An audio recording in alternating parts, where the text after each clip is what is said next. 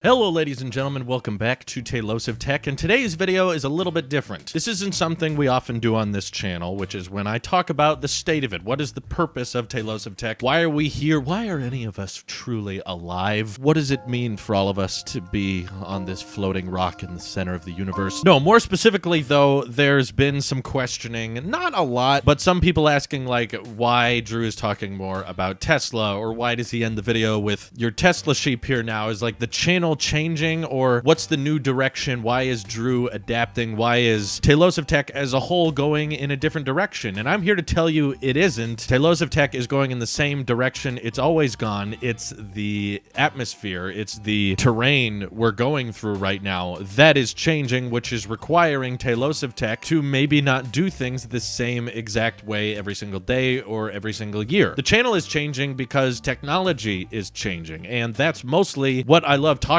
about the most on my channel, is technology that has noticeable change. There were a few people out there that were kind of asking like, why can't you just go back to talking about Apple, or I'm just here for Apple, I don't care about Tesla, or I don't care about cars or anything of that matter. But I encourage those people to understand, if you scroll back and you go through like the roots of Tailosive, it's never truly been about just Apple. That is my preference. That is what I create my content on. That is my preferred brand between computers, tablets, and smartphones and watches. But if you've been watching Tailosive Tech for a while, you know for a fact that Apple is not all we talk about here. Even since the Attic days, we've always been talking about Apple's competitors and my experience with using things that are not made by Apple, or even talking about Tesla. Yes, we did that back in the Attic. So the fact that we're covering Tesla or EVs as a whole more often now, it's not like we've never done it before. I think the main reason I'm just starting to make more videos about electric vehicles and about where autonomous driving is going and that kind of thing is because I'm getting to a part of my life where I'm actually closer to being able to own and drive one of these vehicles. It's not happening this year. It might not even happen next year, but we're getting into that phase of my life where it's becoming more possible, whereas before it was some kind of distant dream, so I didn't feel like there was much of a use of talking about it because it was so far away for me in my personal life. But now, as it's getting closer and I'm seeing so much more change in that technological field, my main interest in Teslas is coming from the fact that autonomous driving and full self-driving is getting closer and closer, and I think the differences between a year-over-year vehicle where one car is not able to drive itself, and in a few years we're going to have cars coming out of factories that you can buy that will be capable of driving themselves. That's why I want to talk about it, because it is far more obtainable and far more believable now than it ever has been. What we used to talk a lot about this channel on was iPhone leaks, and I've even tweeted about this in the past. Like in 2017, I experienced a huge amount of growth in my channel because of the hype and the rumors and the skepticism behind the release of the iPhone X. There were so many design changes Apple was implementing in 2017, between the OLED display, the notch, Face ID, removing the home button, the glass back, the new cameras. There was so much change that year that literally it felt like every single day there was a new piece of evidence to talk about for the next generation iPhone. And that's why you would see channels like every day of the week uploading new iPhone X rumors, except back then we called it the iPhone 8, of course. iPhone leaks, iPhone patent filing, iPhone is going to have Touch ID underneath the display. Actually, no, it isn't. Yes, it is. No, it isn't. Actually, it might. Actually, no, it won't. And it felt like that every single day. And while it got a lot of clicks and while it got a lot of views, I was starting to get tired of it very, very quickly, because I was like, ultimately, at the end of the day, we're talking about a phone, and we're probably going to use our phones for the most part the same way, even when this groundbreaking iPhone comes out. And I'm not abandoning that part of my audience. I hope you guys understand that. We're not ditching the whole Apple coverage, Apple sheep, overdrive, or reviewing Apple's competitors, whether it be Android or Windows products. We're still going to keep doing all of those things, but we're going to talk about future generation iPhones and iPads as long as there is something to talk about. If you're expecting that we're going to cover the next generation iPhone the same amount we covered the last generation or the year before that, there's simply nothing really to discuss. There's not enough to talk about for it to be really worth covering every single day. Back in 2017, maybe, because there were so many changes being made, but here we are in 2019. I'm not saying Apple's failing to innovate anymore. This is a industry-wide issue. Smartphones are kind of running out of new features to add to get people interested in upgrading. So if you think it's possible that with just a slight design change and getting an extra camera, we're going to be able to make videos every single day of the week about that particular coverage, that's ridiculous. And of course, I hope I can remind you guys that you only have have to watch the videos that interest you. Like, just because I'm making a video that you may not have particular interest in, that doesn't mean you're required to watch it. So just like in the past, you know, there are plenty of videos I make that not all of my subscribers watch. In fact, I think all my videos to some extent have tons of views from people who are not subscribed and tons of views from people who are, and also a ton of people who are subscribed who never watch it because either they don't have the time or the topic's not interesting to them. That's totally fine. So if you're annoyed with me expanding the content and trying to cover things that I find more interesting, you don't have to watch it, you know? Just keep scrolling past that video, and in your world, I never made it because you never saw it, so what's the harm done? The argument I'm trying to make when I say Tailosive Tech isn't changing, the direction of the channel is not adapting, is because ever since the beginning, the one sole reason I've been making tech videos is because I want to talk and cover news and products and inventions that I find interesting. I found the iPhone X very interesting, as did the XS and the Apple Watch and the AirPods. That's why I covered them, and the vast amount of products that Apple creates, I usually find very, very interesting to me. Now we're getting to a point where another company, Tesla, is making inventions and making advancements in the automotive industry unlike any other company I've ever seen before, and I in particular find it incredibly interesting and amazing that we're nearing the years, not this year, maybe not next year, but within the next 5 years, it's going to be possible for you to buy a vehicle that is fully capable of driving itself with little to no interaction from the driver. To me, that's mind-blowing. That is absolute insanity, and in my opinion, far more interesting than, ooh, we might remove the notch next year. That's not going to change your daily life. That's going to change the way your phone looks, and you're going to get used to it after a couple of days. Like I said, we're not going to stop covering future Apple products. We're not going to only talk about Tesla in the future. Just like Tailosive Tech in the Attic days, we're going to talk about the topics that I find the most interesting, because it's my opinion that as long as the tech channel, as long as a YouTuber is really doing and making videos that they care about, and they're focusing on the subjects that they find interesting, that's how you're going to get the most valid opinions. That's how you're going to get the most interesting videos, because you know the creator of that video or the host of that video genuinely cares and has a lot of personal interest in the topic at hand. If you're just handing topics that the host has no interest in, they're not going to provide you an interesting perspective. You have to cover and follow topics that are interesting to you in order to create content that can also be interesting for others. So in that regard, Tailosive Tech isn't changing. I mean, yeah, the background changes. This isn't our permanent set. This will change someday. And the topics that we cover, whether it's Tesla or some other company that doesn't even exist yet that could make technology I find super, super interesting in the future, then we'll talk about that someday. But I encourage you guys to understand there's a reason I called this channel Tailosive Tech. That's a word I invented when I was a little kid with a lot of dreams and an interest in technology, and that is my unique brand